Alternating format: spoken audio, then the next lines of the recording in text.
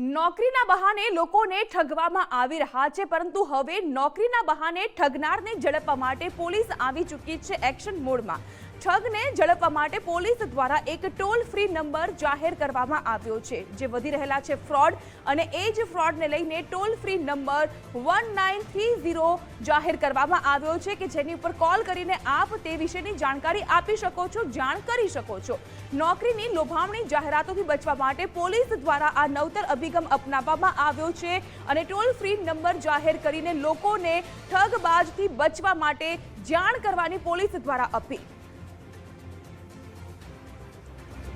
તો નોકરી અપાવવાની જે લોભામણી ઓફર આપવામાં આવતી હોય છે, લાલચ આપવામાં આવતી હોય છે, આ કિસ્સા વધી રહ્યા છે, તેને લઈને હવે પોલીસ એક્શન મોડ પર આવી ગઈ છે અને ટોલ ફ્રી નંબર 1930 જાહેર કરવામાં આવ્યો છે।